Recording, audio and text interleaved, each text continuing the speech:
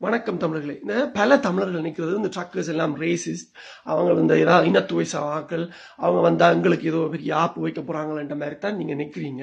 அது உங்களையும் தப்பு இல்லை. ஏன்னா நீங்க அந்த லெகசி மீடியால எல்லாம் சொல்றாங்க, இந்த சுவாஸ்டிகா கொடியை வச்சிருந்தாங்க, கான்ஃபெடரேட் கொடியை வச்சிருந்தாங்க, இவங்க எல்லாம் இனத்துவைசிகள் என்று ஜஸ்டின் ட்ரூடோவே எல்லாம் சொல்லிட்டாரு. சரி, அப்ப நீங்களும் அதை கேட்டு நம்பி செய்றீங்க. தெரியும், நான் ஒரு நடந்த உண்மை சம்பவம் சொல்றேன்.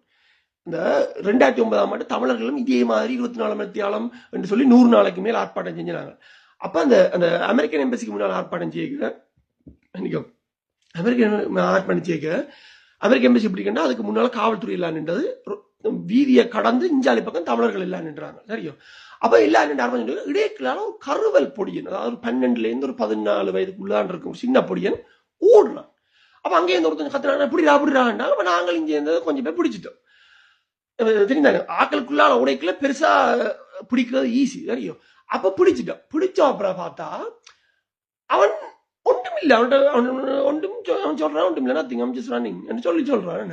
அப்ப என்னடா நீ சும்மா ஓடுற, என்னண்டு எதுக்கு ஓடுற? அப்ப எங்களுக்கு சந்தேகம், தமிழ்கிட்ட நகையை அடிச்சு போட்டு களவெடுத்துட்டு ஓடுறான் கரவல் தான் நாங்க பிடிச்சோம் நெச்சம். சரியும், அவ பேக் பேக் திறந்து காட்டுனா அதுக்குள்ளே ஒன்றும் இல்லை, சும்மா இருக்கு. அவ என்னத்துக்கு ஓடுறேன்னா நத்திங். அப்ப எங்களுக்கு எந்த நத்திங் சொல்ல எங்களுக்கு என்ன கோவம் வருது. தெரியும், இவன் ஏதோ சும்மா ஏதோ பொய் சொல்றான்னு சொல்லி எங்களுக்கு கோவம். அப்ப நாங்கெல்லாம் அடிக்க ரெடி. அப்ப அதுல ஒரு ஆள் சொன்னது, தெரியும், அவர் ஒருத்தர் எனக்கு ஞாபகம் என்ன, அந்த கேஸ் ஸ்டேஷன்ல இரவு வேலை செய்யறவர். அவர் சொன்னவர், தம்பி அடிக்காதீங்க, ஒரு கை வைக்காதீங்க, அவன்ல கை வைக்காதீங்க, அவனை விடுங்க.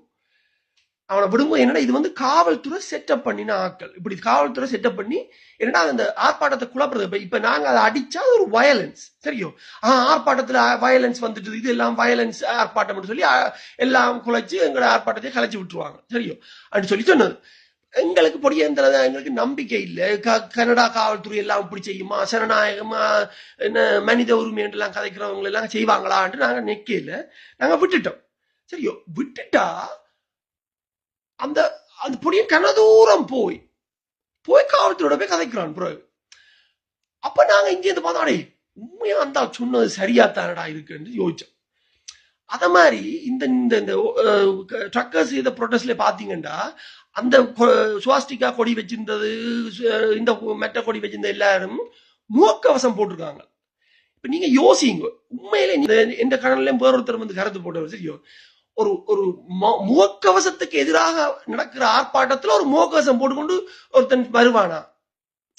அதெல்லாம் செட்டப் பண்ணின ஆட்கள். இந்த ஹோம்லெஸ் வர்றதும் எல்லாம் இவங்களே உடுப்பு மாத்தி எல்லாம் காணல் எடுத்துக்காங்க, வர்றாங்க, செட்டப் பண்ணாங்க. கவர்மெண்ட் செட்டப் பண்ணி செய்யுது. அதை நம்பாதீங்க தயவு.